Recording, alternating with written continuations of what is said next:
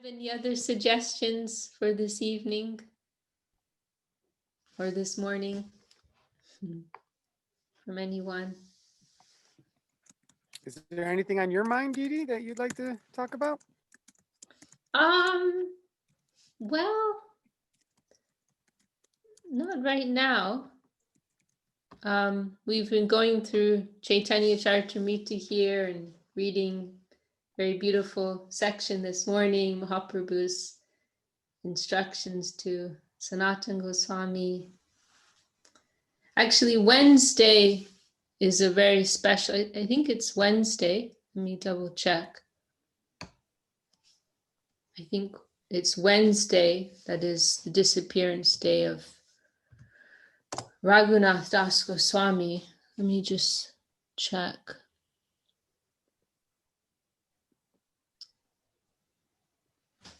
Yes, it is Wednesday, super special day. Well, today is the Vijay Utsav of Sri Ramachandra, which is celebrating Ramachandra's victory over Ravan. Oh, right. And also the appearance of Madhva Acharya. And then Wednesday is very special day for us, the disappearance day of Srila Raghunath Das Goswami, Srila Raghunath Bhatta Goswami, and Srila Krishnadas Kaviraj Goswami. I'd be happy to try to say something about their divine glories, unless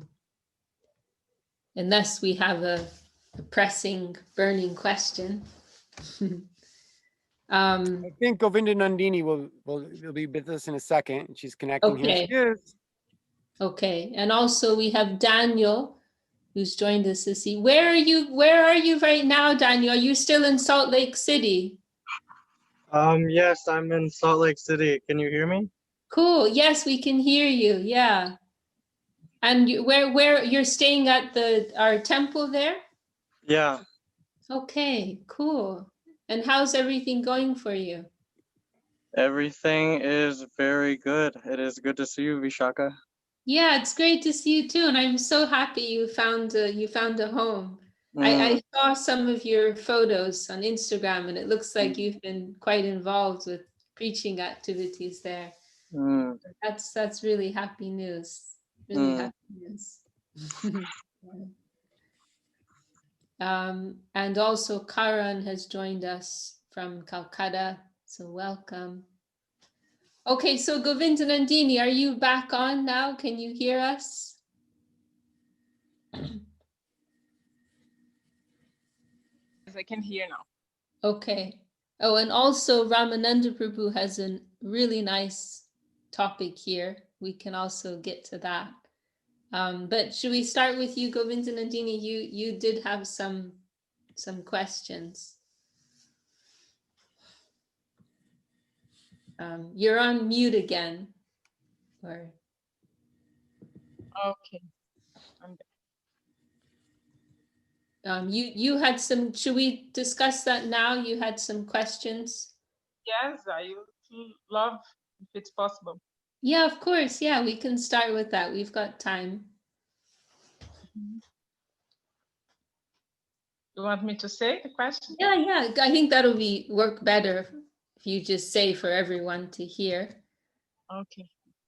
It's related to this verse in Srimad Bhagavatam. It says, Sarvari Gunais, all the qualities, the demigods' qualities, and the demigods also, they live in the body of the person that performs unalloyed service. And and in the translation, Srila Prabhupada says, he lists, he says 3 of these qualities. He says renunciation, knowledge, and religion. So if you could speak a little bit about those qualities, something practical. Sure. Yes, of course. Wait 1 second. I just want to look up that verse just to have it in front of me here. Yes, Yasti Bhakti, a very beautiful verse. Yasyasti Bhakti Bhagavacha Kinchana. I mean, the main idea here is that we don't have to separately try to develop some special quality of attainment within the worldly plane, but that through devotion everything can come. Sorry, 1 second. I just want to find that verse.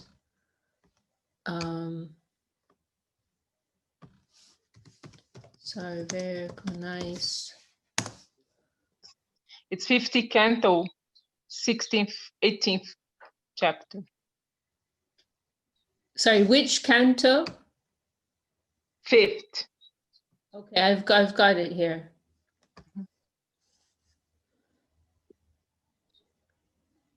Okay.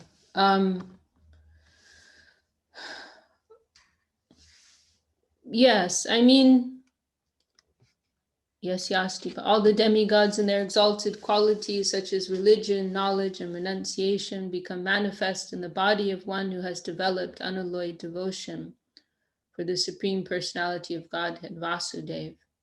On the other hand, a person devoid of devotional service and engaged in material activities has no good qualities.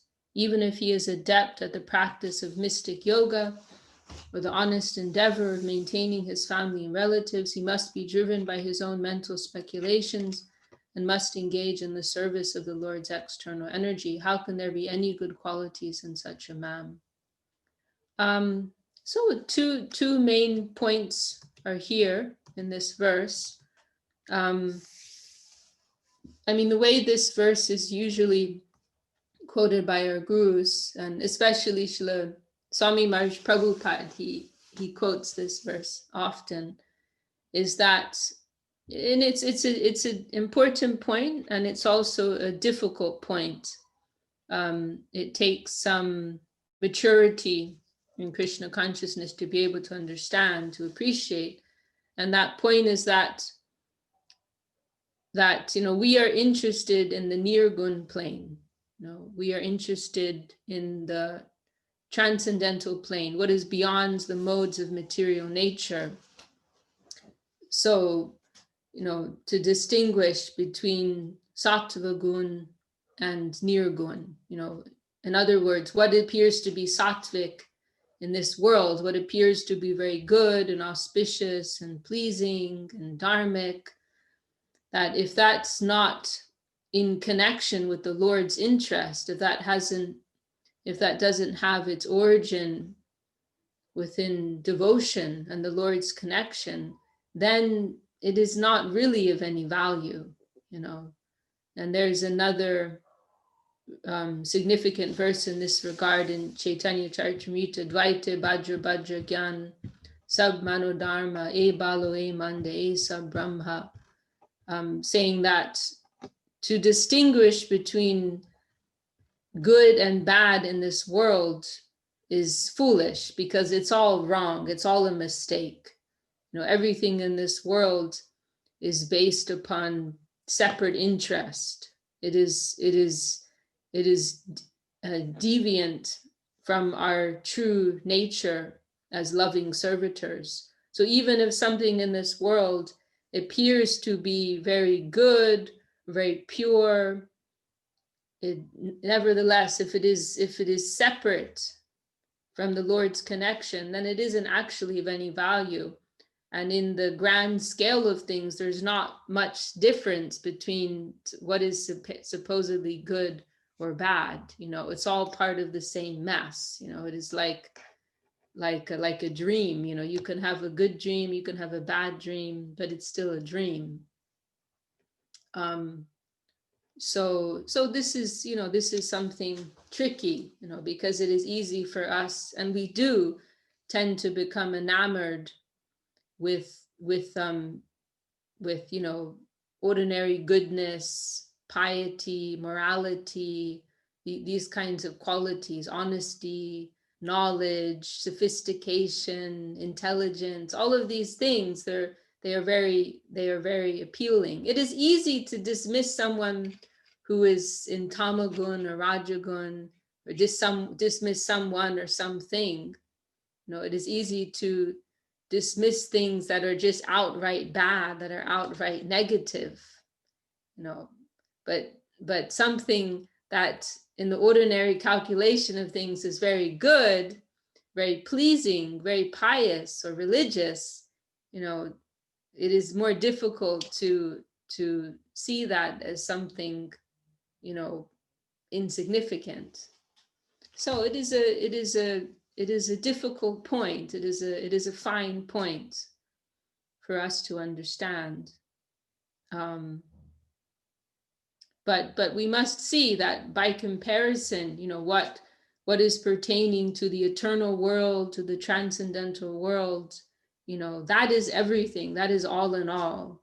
And anything of pertaining to this world, even if it is apparently, you know, very good and very great, it is actually insignificant. And on the other hand, something that is apparently impure or, you know, not rating so high, if it is in connection with the Lord's interest, if it has some connection with the wave of devotion, then we must consider that to be something worthy, to be in a higher category. And there are many examples of that. You know, there's that famous story of the hunter who, you all know this story, but we can mention it, you know, again. It is told in Mahabharata of that hunter who he picked up some stones one day, which he thought he could use to weigh his meat on the scales as a weight, old-fashioned weighing system scales. And so he was using this stone to weigh meat, and he was selling it in a shop. And then one day this Brahmin came by, and he was able to identify that this stone was actually a shalagram shila. And so he, of course, became very upset. You know, this is very offensive. This is the Supreme Lord. You know, what are you doing? You know, this is offensive. So he took that shalagram shila home and worshipped him. And then he had that dream that night where the Lord came to him and said, "Oh, I was having a very good time." You know, that those scales, they were like a swing for me, you know, going up and down, you know, please take me back. I was happy there, you know. So that Brahmin who was doing everything properly, you know, the Brahmin worshipped him with the proper mantras and the proper procedures and the proper offerings, etc., etc.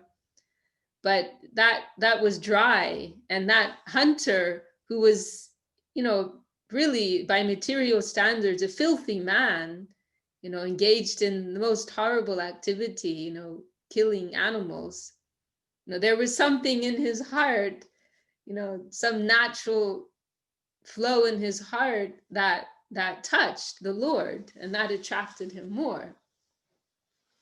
So there's one verse which is saying how all the things that we consider to be good qualities in this world, you know, not like some of these things which you've mentioned, you know, knowledge, renunciation, or beauty, you know, talents, etc., etc. They are like ornaments on a dead body if there is no devotion there.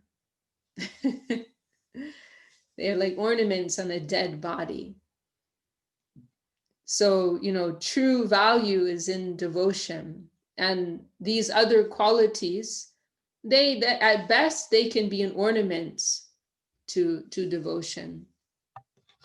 So that's one point in this verse. And then the other point, which I think you're more emphasizing, is that these things may come as an outcome of devotion, you know, as a side effect of devotion. You know, these are things that persons will generally strive for, endeavor for in this world, but they will come simply as a in the wake, following behind devotion. And this is something that is mentioned in many places in the scriptures. There's another famous verse in Bhagavatam, Vasudeve Bhagavati Bhakti Yoga Prayojita. Can't remember the second line, but saying that, as a result of devotion, all knowledge and all renunciation, they will come, And this is a part of Shraddha also. This is a part of faith, because persons who have some interest in spiritual life, we become more aware of our deficiencies, we become more aware of our mundane attachments, and we want to become free from that. And so sometimes the approach that persons take is that they think they have to separately try to cultivate detachment. We understand that detachment from the mundane is necessary for spiritual advancement. However, we know that through devotion that can come naturally.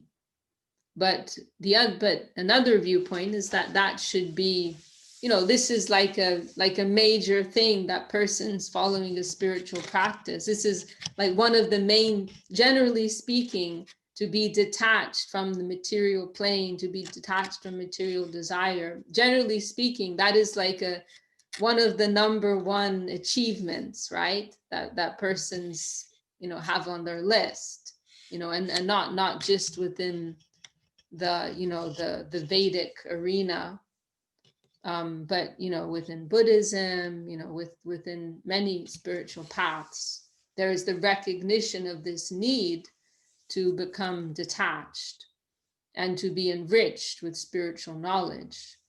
And so there are many paths that they make that a focal point, within the Vedic world, and beyond.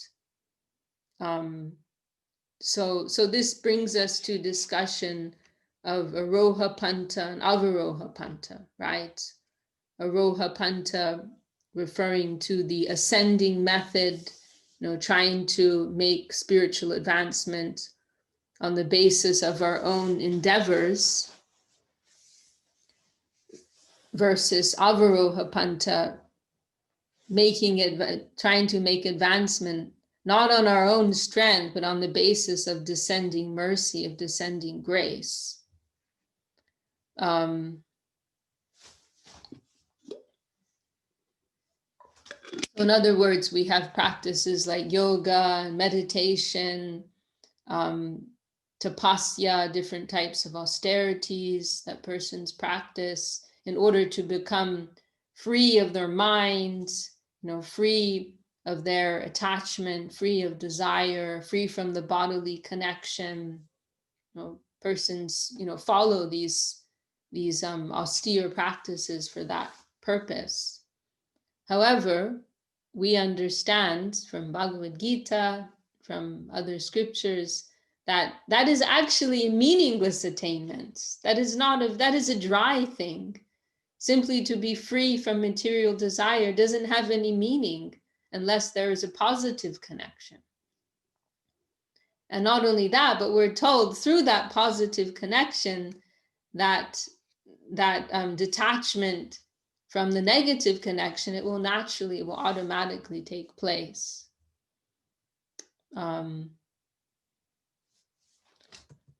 Okay, so I think this is all just I don't think I've actually gone to your question yet. This is more like background. So if I can say something about these qualities, renunciation, religion, and knowledge. Well, I think what I want to say is what I just said, that these qualities, they don't have any value on their own, actually. At best, they are ornaments to devotion. But on their own, they don't have any meaning, actually. To be renounced, there's no positive connection there. And there's another famous verse which I don't remember if I was discussing it here. Recently, I was discussing, how does it go? How does it begin? I can't remember. Na shobhate jnanam alam niranjanam. I can't remember how it begins. But the verse is, it's a famous verse in Bhagavatam saying that without the connection of devotion, then what to speak of worldly activity, even spiritual enlightenment, it is not attractive. There's no beauty there. What is specifically mentioned there is naishkarmya. Naishkarmya is generally considered to be a very desirable achievement in spiritual practice. Naishkarmya refers to a state of being free from karma, because as we know from Bhagavad Gita, karma is not something that is incurred by our action. Actually, that's a simplistic understanding. Karma is actually incurred by our intention. Karma comes as a result of our consciousness, the consciousness behind what we are doing. And there is a very extreme statement in Bhagavad Gita saying that if one has reached that state of naishkarmya, who's free from ego, who's free from selfishly motivated action, they can even kill the whole world and they won't incur any karma for that, if they are free from attachment, from egoic endeavor in their action. So this state of naishkarmya, it is considered to be very enviable, very generally speaking, that we can do anything but completely free from selfish intention. And that is a state of liberation, liberation from the bondage of this world. So generally, this is something that is celebrated in the scriptures, and it is mentioned actually in the beginning of Bhagavad Gita. Naishkarmya, it is a very high achievement, a very great achievement. It is something celebrated generally. But Bhagavad Gita, which is the concluding scripture and which is always celebrating devotion as all in all, dismisses naishkarmya. That's how naishkarmya apyachuta bhava varjitam. That if naishkarmya, if the state of naishkarmya, freedom from karma, freedom from any selfish desire, selfish action, if one has that but doesn't have devotion, there's nothing beautiful there. Na shobhate, there's nothing shobha, there's nothing attractive there. Ultimately, we are only interested in a relationship with the Lord, and the Lord doesn't care about how attached or detached we are. No. Neither. They are both the same for him. Material attachment and material detachment, they don't mean anything to him. He's only interested in devotion and bhakti.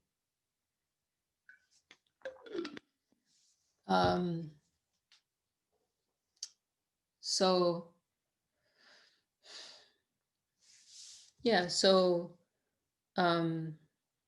renunciation, religion, and knowledge.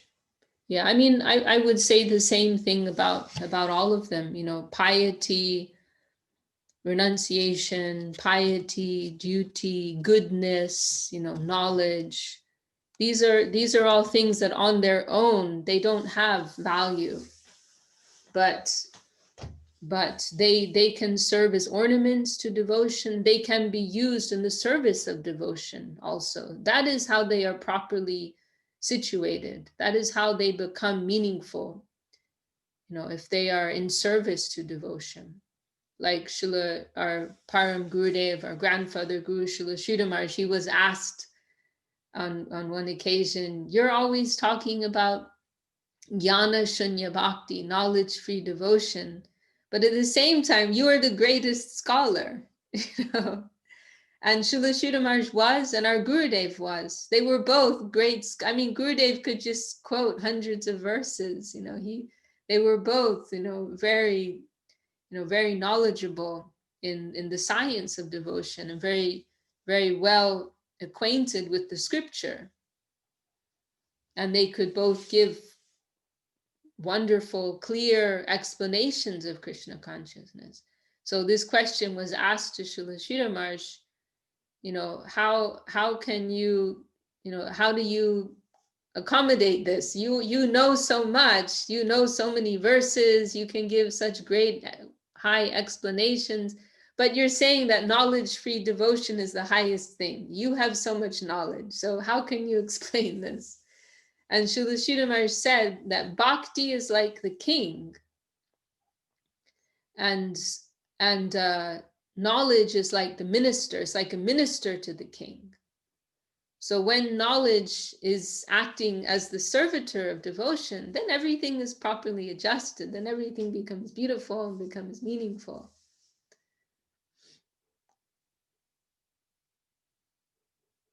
So I think that's all I have to say on that. I think there was another point.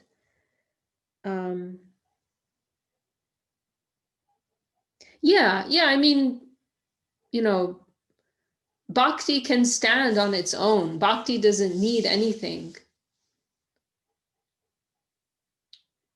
And but bhakti may be enhanced, you know, ornamented in some way by the addition of these qualities. But those things on their own don't have any value. I mean, that example we mentioned in the beginning, ornaments on a dead, if there's no bhakti, if there's no devotion, and someone has those qualities, they're like ornaments on a dead body. That is all. So bhakti is sufficient. Bhakti is self-sufficient, doesn't require anything else. But if the Lord wills it, these things may come to enhance in some way, or to act in the service of devotion. And we see different examples in our Guru Varga, you know, Gorky, you know, we've mentioned our Gurudev and our Param Gurudev, who were very scholarly. Then we also have the examples of Vaishnavas like Gorky Shordas Babaji, who was illiterate, you know, who couldn't write his own name. You know? But what kind of a Vaishnav was he? You know, he was a very exalted Vaishnav. So we see different examples, and they all have their place. But ultimately, you know, devotion, bhakti is all in all. And then I'm not sure if I think I did already mention it, but I can maybe just make it more of a point that I think in the beginning I started out and then I kind of went off. This idea is here also that maybe that I'm getting lost. Maybe it was the first point but I didn't clarify it enough. But anyway, I don't remember where I am and everything right now, but I'll just make this point that we don't have to separately try for anything. Yeah, that was the first point I made, that everything can come simply through devotion. And I mentioned this Vasudeva Bhagavati, beginning of Bhagavatam. There's another famous verse in Bhagavatam. How does it begin? Avrishmiti Krishna Padada Vindayo. Another verse, same point is mentioned, that knowledge and renunciation, they will come. Because these are two very celebrated qualities in the spiritual field, let's say. To have spiritual knowledge of oneself and the environment, true nature of the environment, true vision of the environment and ourself, and to have detachment from the material environment. These are two things which are universally appreciated by anyone on a spiritual path. But it is pointed out repeatedly that those things, you don't have to separately try for those things, that they will come simply behind devotion, behind the cultivation of devotion. And there's also a very nice verse by Bilva Mangal Thakur, where he's saying, he describes how moksha, liberation herself, she will come with folded hands. Mukti, liberation, which represents detachment, freedom from the entanglement of this world. She will personally come with folded hands, asking, can I do something for you? For one who has devotion, for one who has bhakti. Mukti Devi will come and ask to be engaged in the service of such a person.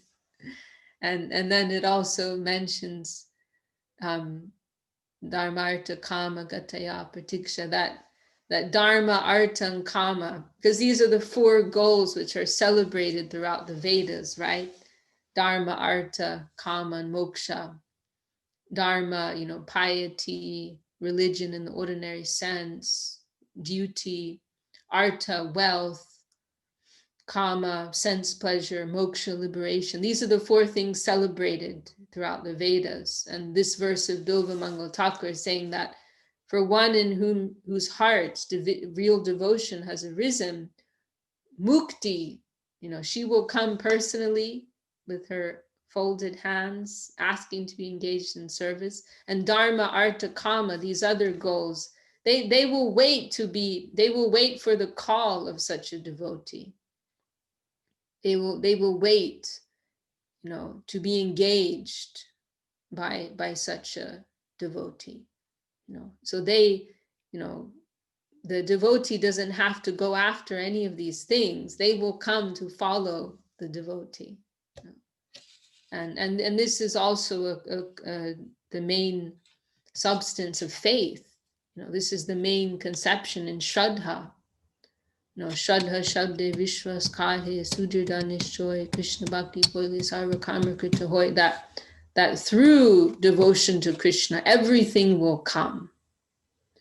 And that and then in Bhagavatam there's that famous analogy of watering the root of a tree.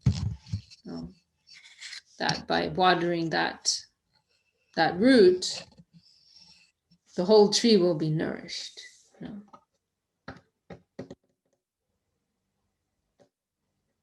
So does that answer your question, Govinda Nandini? Yes, it does. And what I thought when the question is, how do these qualities appear in a surrendered soul serving? Because then they get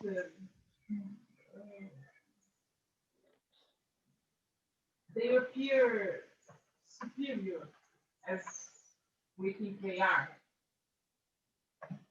Wait, can you say that again?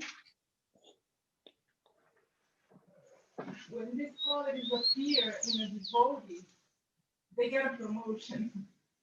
They appear like differently, much more beautiful, much more sweet.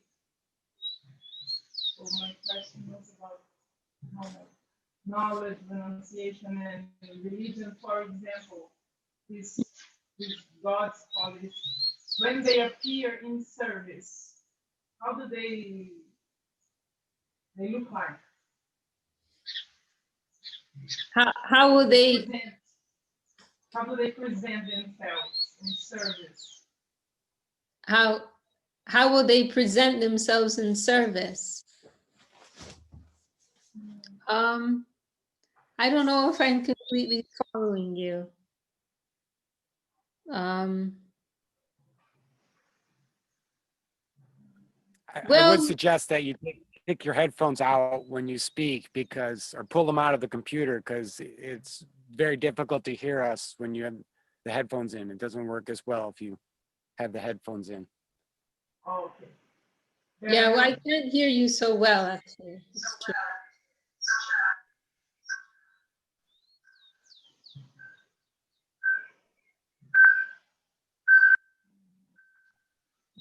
Hold on, because I have two connections.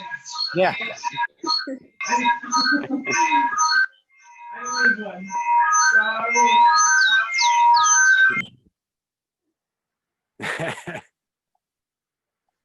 Oh, she's gone. And Govinda Nandini, you're with us. I was just thinking, I haven't seen you for a long time. I mean, Govinda Nandini in America. We have two Govinda. It's me, Vishakha. I'm sorry. Yeah. I'm doing a mess in this meeting. You were there. You were there. Yeah, I had. I lost from my computer because I don't have sound in my computer, and then I made a connection in my cell phone. I was keeping to. Okay. It was better for me. Now I have just the cell phone.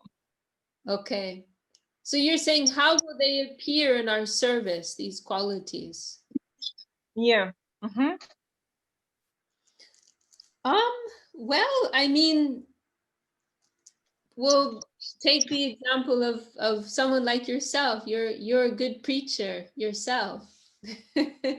So understanding of the teachings of Krishna consciousness, which you can use to present to others, you know, standing for the dignity of Krishna consciousness, for the you know, being able to give a proper and clear explanation of Krishna consciousness for the benefit of others, you know, Mm-hmm. that is helping others in their understanding, and is also giving some dignity to the mission of your Gurudev. You know. Mm-hmm. And I mean, you know, I mean, if we want to take some examples, you know, I mean, like those, I mean, if we can probably all think of someone who maybe started out a little rough in Krishna consciousness, but as a result of their sincere practice, they were able to give up bad habits. They were able to follow, you know, a pious lifestyle, you know, developed better understanding of Krishna consciousness. You know, I mean, there are some miracle examples of that we can probably think of. You know, unexpected persons who went through some transformation as a result of their devotional practice. Does that? I don't know if that's really addressing what you're saying. Yes, and the answer was very good. Okay. Yes. And those things, you know, they are giving, you know, they have service connection, all of those things, and they're beautiful in connection with the Lord's service. Okay. Well, nice topic. And then Ramananda. Didi, Yes, Prabhu. I can also say that, like, at least for like renunciation, how naturally it comes. I mean, even in my own life, things that I were attracted to before I came in contact with the devotees, they have just naturally fallen away because I've been attracted by something else. So that type of renunciation, I think we can see in many devotees, is that once they find this beautiful path, then things that they were attached to naturally fall away, which is which it seems like would be a natural type of renunciation caused by bhakti. Jai. Yes. Okay. So then we had very nice suggestion from Ramananda Prabhu about the 10th offense. I'm glad that's been suggested. So the 10th offense of the holy name, as everybody here knows, it's a tricky one. because the 10th offense is to maintain material attachment. And so we hear that and we think, well, that's not fair. How can that count as an offense when it's something that I can't control? Like the other ones we can try to avoid, to criticize the sadhus. Okay, that's something we can try to avoid doing. To consider Krishna to be equal to the demigods. Okay, we can avoid that conception, etc., etc. We can avoid everything else on the list, but that last one, it's like, well, hang on, that's not fair. How can we avoid that? We can avoid that. We're so bound up with that. Our hearts are full of so much attachment. So we're told it's an offense just to have material attachment. Like, what is that? So the way that Srila Gurudev and Srila Sridhar Maharaj, actually, it's also, I'm trying to think, I'm not sure if it's in the original text in Padma Purana, or if it's in Bhakti Vinod Thakur's writings, but it is mentioned about that 10th. Another way it is put is that if one's heart does not melt in love upon chanting the holy name, if our heart doesn't melt in love when we chant the holy name, that is the offense. It is also written like that, So again, we hear that and we think, well, how can I help it if I don't have pure love in my heart? What can I do about that? I'm going to be like, I'm going to be in trouble because I don't have love in my heart. Like, I can't do anything about that, so it's a little frustrating.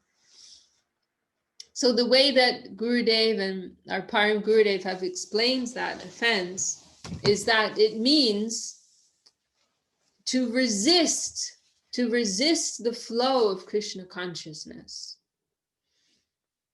And that, when we receive the holy name, then that name will try to bring us to his own destination. The name is trying to bring us to Vrindavan. The name is trying to bring us to Krishna consciousness. And so there will be some pull. The name will try to exert his will, his influence upon us. And what is actually the offense is to resist that flow, to make some resistance against that. That is actually that is the meaning of the 10th offense.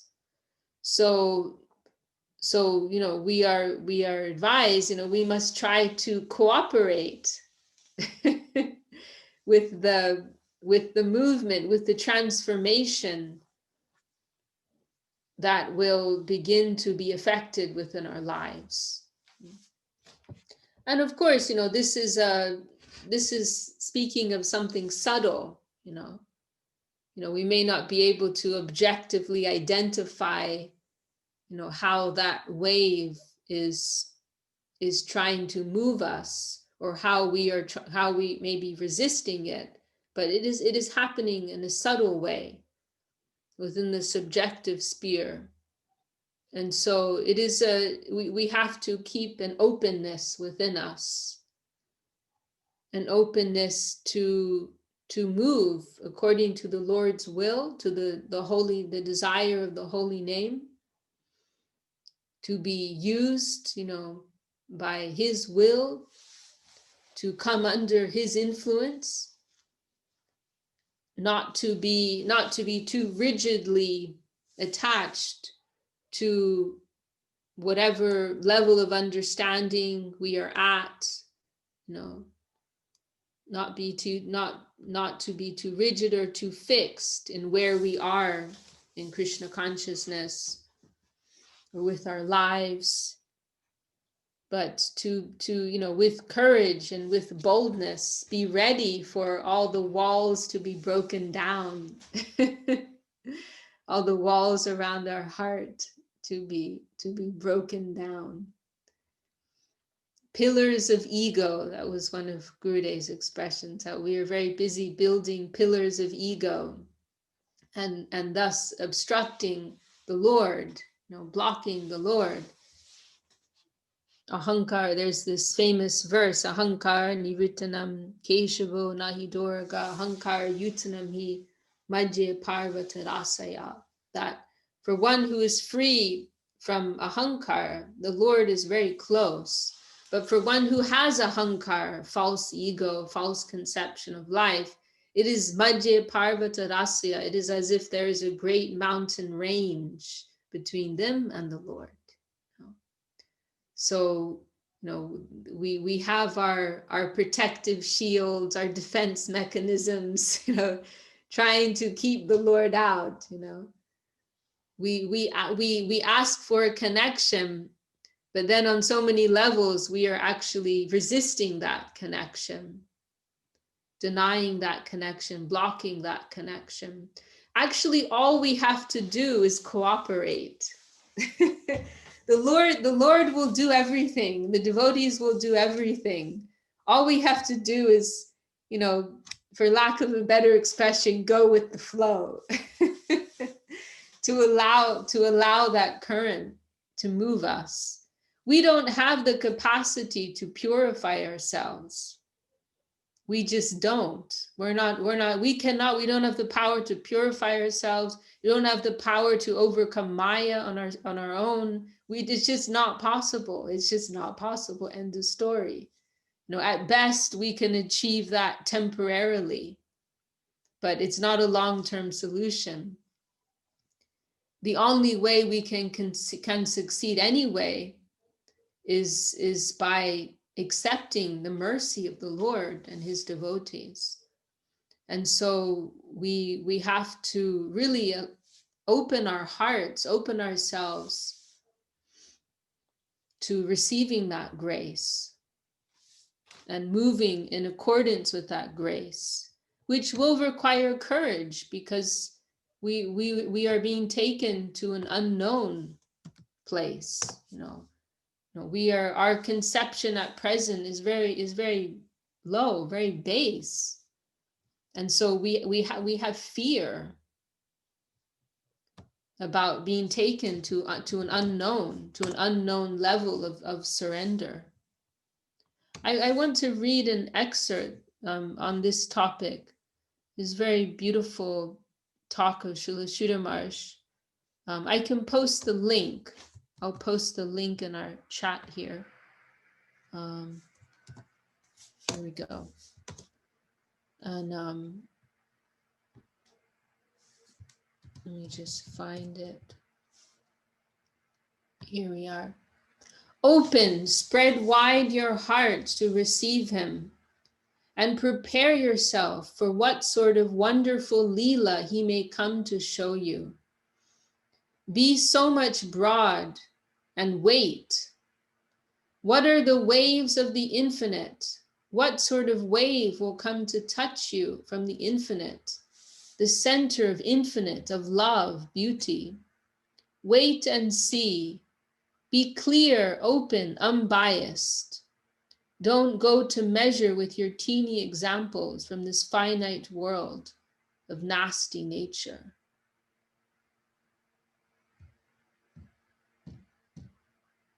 Very, very beautiful.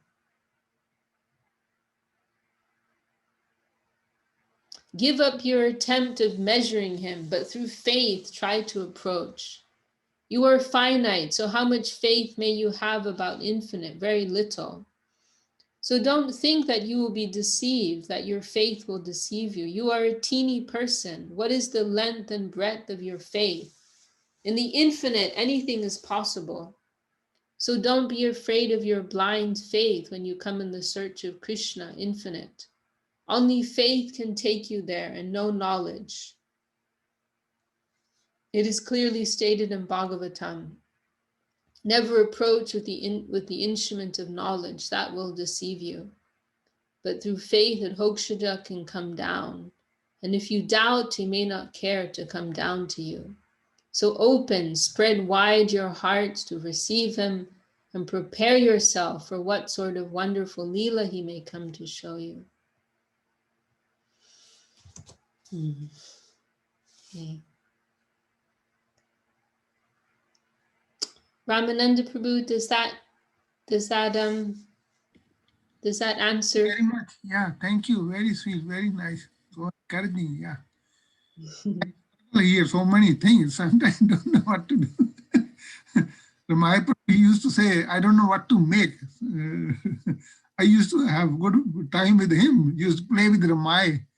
So he used to say, don't know what to make. So I feel now like that because a lot of Vaishnavas disappeared, devotees. So I'm kind of sometimes feel lonely. So I don't know. So you are saving grace. Thank you so much. Yeah, very nice. Yeah, to Param Guru Maharaj, he makes so easy, so simple. I see him talking to Sagar Maharaj, other senior devotees. So he just makes so easy, actually, so accessible. Thank you so much. Yeah, it's very encouraging, very give me some hope. We're happy to be of service, happy we can together appreciate these wonderful gems from our gurus. Okay, Karan has brought something else up here. I read somewhere that religion without philosophy is superstition, and philosophy without religion is mental speculation. If you can please guide me to understand this. This is a quote of Srila Swami Maharaj Prabhupada. I don't think this is exactly the quote. This may be a translated and then retranslated back into English kind of thing. But we can appreciate the general idea here. Religion and philosophy, they both have, or let's say, spiritual practice and the teachings, the conception, they both have some, interdependent relationship. And I mean, I can comment on that we are advised to try to, because these are kind of like two schools of thought, that we should just like engage in the practice, don't worry about any head stuff, any philosophy, just do everything, do kirtan, do seva, etc. Don't worry about the conception, that's just going to take you down the wrong road, we're not about gyan. And then there's another school, which is, we have to have we have to have a very deep understanding of the teachings, otherwise we can't go anywhere. We don't need to give so much attention to the physical practice. So these are like kind of two opposing views, and probably many of us, I myself, have been through phases in one or the other of the, being like really kind of fanatic. And I used to be really fanatic about just doing service and like not going to any classes, not reading anything, it's just all about service, everything through service. I wouldn't even go to the aratis. In my early days in Navadvip, I would actually wake up really early, 4 o'clock at the time of the arati, but I wouldn't go to arati. I was so fanatic. I thought, no, it's just, I have to do service all the time. I won't do anything else. I won't even go to arati. Won't go to any classes. That was the idea that I had. But actually that's not what is advised. There needs to be a balance of both of these ideas. The emphasis is always on service. Service always takes priority. The devotional practices, they take priority always. That is our focus. That is the center. devotional service, as Srila Swami Maharaj Prabhupada is always saying. However, in order for us to conduct our service with the proper mood and the proper way, in a pleasing way, we also need to develop our understanding of what Krishna consciousness is, what service is, et cetera, et cetera. So our service life, our practicing life, our life of devotion, practicing devotion, it needs to be informed by the philosophy. That, and there's a famous verse in Chaitanya Charitamrita where Krishnadas Kaviraj Goswami says, I'm not remembering any verses tonight, but anyhow, the translation, the verse is saying that one should not be lazy to understand the Siddhanta, the conception, because strong understanding of the Siddhanta, it will strengthen our faith. It will give our faith a stronger foundation, a stronger support. When we have some doubts, if some doubts come to us, then or some weaknesses come to us, then it is our understanding of the teachings that will guide us, that will support us in those moments, give us deeper conviction to continue. Also, if others come to challenge us, we may think, oh, we have very strong faith, and then somebody comes, oh, well, what about this and what about that? Then we're like, well, hang on, what about this and what about that?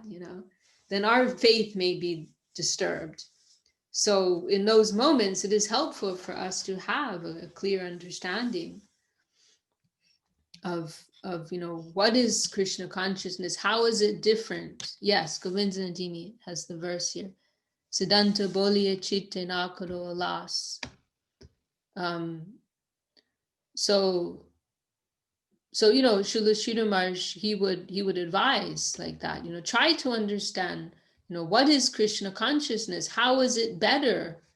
How is it superior to other conceptions? Why are you here? We should have understanding of these things, and an understanding that is developing and growing. So it is all about proper adjustment. We cannot become too fanatic about one or the other. I mean, just to give to establish what is the style in which we're trying to move forward. I can say, what was Srila Sridhar Maharaj's standard in the Mat? And this isn't to say this is what we all should do, because it's not applicable to all of us, but just to give the idea of what our style and mood and focus is and emphasis. This was Srila Sridhar Maharaj's style in the Mat. And he was very serious about this, and he had disputes with his godbrothers about this. This was his style, that nobody would ever read anything on their own. Nobody would read the books in their room. The whole day, everyone would be doing seva, practical seva. And then morning and evening in the classes, and the time of the class, everyone would hear, Sri Chaitanya Charitamrita, Chaitanya Bhagavat, Srimad Bhagavatam, discussion. At that time, in the morning and evening, actually they had three in our Mat, there would traditionally be 3 classes, morning, afternoon, and then night. So at that time, like hearing in the course of the classes, in a descending manner, in that way, in the midst of the active service life, the members of the Mat, they would gradually, in a healthy way, in a healthy and natural and gradual way, their understanding of Krishna consciousness would grow and develop. Whereas he didn't approve if someone would independently go to study something or to read something. That that makes it coming from our own plane of ego. So, I mean, again, as I preface this, this isn't something we can apply here and now, especially for someone who's living as a grihasta, has a job and a family. We are advised, Gurudev would tell the devotees, try to read, we're advised, take the time to read the books. So not something to imitate, but just demonstrating this is the real mood, that the emphasis is on service. And then there will be some daily hearing of the words of our gurus and the scriptures. And that is informing our service life and our service ideal, our understanding, our conception of Krishna consciousness.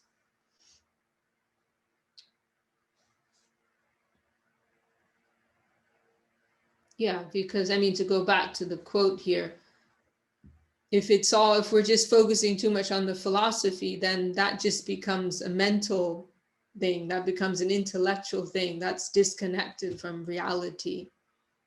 Saraswati Thakur's example was the bee on the jar of honey. The only thing separating the bee from the honey is the glass, and it's very deceptive because you can see that honey, you can describe that honey, but you're not tasting the honey. So the intellectual approach, or just plain philosophical approach, is like that. It's all happening in the sphere of the intellect, but it's not grounded, it's not connected with actual, spiritual reality. So the connection of service, the connection of devotion is all important.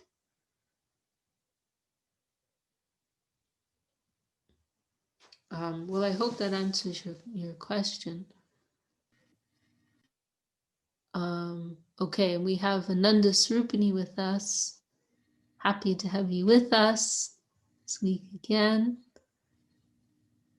Dandavat, Hare Krishna. Ananda Srupani, Dandavat. And And we also have, okay, so Karan, that answers your question. I'm very happy, could be of some service. And we also have Suvasini Didi with us from Ireland. Dandavat Pranams, Didi. Dandavat, Didi, thank you. Dandavat. How are things in Ireland? I heard that the country's under lockdown again. Yeah, from Wednesday they've gone to level 5, which is lockdown. Yeah. So the shops are closing again? Yeah, only essentials things are open, and I see. Yeah, that is It is, Gosh. yeah. My goodness, everything's still very uncertain, up in the air right now. Yeah. How is everything there? Everything okay there? Yeah, in Hungary things are pretty much the same. There's still some restrictions, of course, but for the most part everything's going on as usual. Okay. Yeah. Okay. Yeah. Well, we're happy to have you. I don't know when you will be able to come here, so we're just. Yes, I know. I have to wait now. Yeah. We'll see. Okay. And Giridhari Prabhu is with us. We just met yesterday. I saw Giridhari Prabhu. He's nearby. And we have Ananga Krishna Prabhu in Tijuana. Dandavat Pranams. And I think that is everyone. Okay, well, very happy to be here with all of you. Oh, and Rukmini is here. I saw her as well from Florida, Alachua, Florida. Dandavat, dear Vishakha Didi. Dandavat, Rukmini, to you and your family and all the devotees there. Thank you. Very happy to have you with us. Thank you. Okay, well, should we stop there for today? Does anyone have any final thoughts or questions or suggestions or anything? Didi, Hare Krishna. Did I miss the talk? Oh yeah, you know what? Ah, You know Time what? sorry. There was a time change. Oh yeah. Uh-huh. Uh-huh. Yeah, I'm totally lost. I just know Sorry. I got a message from Chinmoy saying they were starting. So, but Oh, sorry, everyone. there Yeah, was sorry. I was late as well. But yeah, there was Uh-huh. there was a time change. So I guess it's now starting at 6 o'clock. No, hang on now. 5 So o'clock. It's starting uh-huh. 5 o'clock British time now. Right, okay, okay, So okay. yeah, I'm glad you've reminded me. Oh, yeah, that's why the others have come later as well. Uh-huh. Now Sorry. No, it's not Okay. your. So it's now happening at 5 p.m. Okay. British and Irish time, and Okay. and it's happening 6 p.m. Hungarian time. Mhm. And I'm not sure about America. I guess it's the same in America.